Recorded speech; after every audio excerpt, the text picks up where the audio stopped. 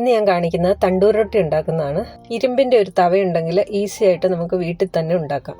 അതും ആട്ട വെച്ചിട്ട് ചപ്പാത്തി മാവ് കുഴക്കില്ലേ, അതുപോലെ തന്നെ ചെയ്താൽ മതി. 1-2 കാര്യങ്ങൾ ശ്രദ്ധിച്ചാൽ മതി. അത് ഞാൻ വീഡിയോയിൽ പറഞ്ഞുതരാം. അപ്പോൾ വീഡിയോ കണ്ടാലോ? അതിനായിട്ട് ഒരു പാത്രത്തിലേക്ക് ആവശ്യത്തിന് ഉപ്പും വെള്ളവും കൂടെ ചേർക്കുന്നുണ്ട്. വെള്ളം ഞാൻ 1 ഗ്ലാസ് വെള്ളമാണ് എടുത്ത് വെച്ചിരിക്കുന്നത്. ആവശ്യത്തിനനുസരിച്ച് ചേർത്ത് കൊടുക്കാം. ആദ്യമേ വെള്ളം ഒഴിച്ചിട്ട് അതിലേക്കാണ് ആട്ട ഇട്ട് കൊടുക്കുന്നത്. 1.5 കപ്പ് ആട്ടയാണ് എടുക്കുന്നത്. വെള്ളത്തിലേക്ക് 1 ടീസ്പൂൺ ഓയിലും കൂടെ ചേർത്തിട്ടുണ്ടായിരുന്നു. ചപ്പാത്തിക്ക് കുഴയ്ക്കുന്നതിലും കുറച്ചും കൂടെ ലൂസായിട്ട് വേണം കുഴയ്ക്കാൻ. നല്ലപോലെ കുഴച്ചെടുക്കണം. എന്നിട്ട് ശകല ഓയിലും കൂടെ അതിൻ്റെ മുകളിലൊന്ന് തടവിയിട്ട് അരമണിക്കൂർ റെസ്റ്റ് ചെയ്യാനായിട്ട് വെക്കാം. അടച്ചു വെക്കാൻ. ഇപ്പോൾ അരമണിക്കൂർ കഴിഞ്ഞിട്ട് മാവെടുത്ത് ഞാൻ ഒന്നും കൂടി ചെറുതായിട്ടൊന്ന് കുഴച്ചെടുത്തിട്ടുണ്ട്. കണ്ട് നല്ല സോഫ്റ്റ് ആയിട്ടുണ്ട്. ഇതുപോലെ കൈ വെച്ച് അമർത്തി കഴിഞ്ഞാൽ കൈ അതിലേക്ക് ഇറങ്ങണം. അത്രയും സോഫ്റ്റ് ആയിരിക്കണം. ഇനി അതിൽ നിന്ന് കുറച്ച് വലുപ്പത്തിൽ, ചപ്പാത്തിക്ക് എടുക്കുന്നതിനേക്കാളും കുറച്ചും കൂടെ വലുപ്പത്തിൽ ഒരു ഉരുള എടുത്തിട്ട് നമുക്കതങ്ങ് പരത്തി കൊടുക്കാം. ഒരുപാട് തിന്നായിട്ട് പരത്തണ്ട, കുറച്ച് കട്ടിയായിരിക്കണം. ഇത് പരത്തുന്ന സമയത്ത് ഞാനൊരു തവ ചൂടാക്കാനായിട്ട് വെച്ചിട്ടുണ്ട്. ഇനി അല്പം വെള്ളം എടുത്തിട്ട് ഇതിൻ്റെ ഒരു സൈഡിൽ നമുക്ക് ആ വെള്ളം ഒന്ന് തൂത്ത് കൊടുക്കാം. വെള്ളം തൊട്ട് കൊടുക്കുന്നത് എന്തിനാന്ന് വെച്ചാൽ തവയിൽ അത് പറ്റി പിടിച്ചിരിക്കാൻ വേണ്ടിയിട്ടാണ്. തവ എടുക്കുമ്പം ഇരുമ്പിൻ്റെ തവ തന്നെ എടുക്കണം. നോൺ സ്റ്റിക്കിൻ്റെ തവ എടുത്താൽ അതിൽ ഒട്ടിയിരിക്കില്ല.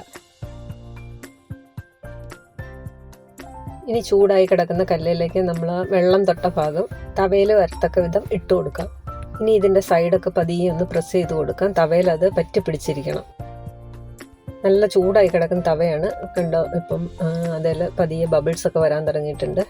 ഇനി ഇതുപോലത്തെ തവ കയ്യിലില്ലെങ്കിൽ ഒരു കുക്കർ എടുത്തിട്ട് വെള്ളമൊന്നും ഇല്ലാതെ അതൊന്ന് ചൂടാക്കുക.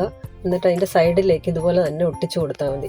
ഇനി ഈ തവ എടുത്ത് നമുക്ക് ഫ്ലെയിമിൻ്റെ മുകളിലേക്ക് തന്നെ ഒന്ന് കമത്തി പിടിച്ചു കൊടുക്കുക. ആദ്യമായിട്ട് ചെയ്യുമ്പോൾ ഒന്ന് സിമ്മിലാക്കി വെച്ചിട്ട് ചെയ്തോ, ഇല്ലെങ്കിൽ പെട്ടെന്ന് കരിഞ്ഞു പോവുക. എല്ലാ സൈഡിലും ഒരേപോലെ ഫ്ലെയിം കിട്ടത്തക്ക രീതിയിൽ മാറ്റി മാറ്റി വെച്ച് കൊടുക്കണം. ഇതിനകത്ത് ഞാൻ സോഡാപ്പൊടിയോ തൈരോ ഒന്നും ചേർക്കുന്നില്ല. കാരണം നമുക്ക് വീട്ടിൽ കഴിക്കാനുള്ളതായതുകൊണ്ട് അതൊന്നും ചേർത്തിട്ടില്ല. അതുകൊണ്ട് ഒരുപാട് ബബിൾസ് ഉണ്ടാവില്ല അതിൽ. കുറച്ച് ക്ഷമയോടെ ചെയ്തെങ്കിൽ എല്ലാ സൈഡും ഒരേപോലെ വെന്ത് കിട്ടുള്ളൂ. ഇല്ലെങ്കിൽ ചില സൈഡ് വേകാതെ ഇരിക്കും. കാരണം ഇതിന് കട്ടിയുള്ളതാണല്ലോ. ഈ ഒരു റൊട്ടി ഉണ്ടല്ലോ, തണുത്ത് കഴിഞ്ഞാലും ഇത് സോഫ്റ്റായിട്ട് തന്നെ ഇരിക്കും. റബ്ബർ പോലെ വലിയില്ല. നമ്മൾ പുറത്ത് പോയി കഴിക്കുമ്പോൾ അതിനകത്ത് മൈദ മിക്സ് ചെയ്തിട്ടാണ് അവർ തണ്ടൂർ റൊട്ടി ഉണ്ടാക്കാറ്. അതുകൊണ്ട് അത് തണുത്ത് കഴിഞ്ഞാൽ കഴിക്കാൻ പറ്റില്ല. കൈ കൊണ്ട് മുറിഞ്ഞു പോലും പോരില്ല. ഇനി ഇത് തവയിൽ നിന്ന് ഇളക്കിയെടുക്കുമ്പം ബലം പിടിച്ചിട്ട് ഇളക്കിയെടുക്കരുത്. പതിയെ അത് മൊരിഞ്ഞിട്ടുണ്ടെങ്കിൽ തന്നെ ഇളകിപ്പോരും. ഇനി അടിവശം മൊരിഞ്ഞിട്ടില്ല എങ്കിൽ ഫ്ലെയിമിലേക്ക് ഒന്നും കൂടി ഒന്ന് നേരിട്ട് കാണിച്ചു കൊടുത്താൽ മതി.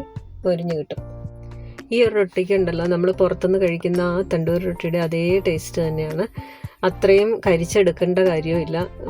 പലപ്പോഴും പുറത്തുനിന്ന് കഴിക്കാൻ ചെല്ലുമ്പം അത് മുഴുവൻ കരിച്ചായിരിക്കും തരാറ്.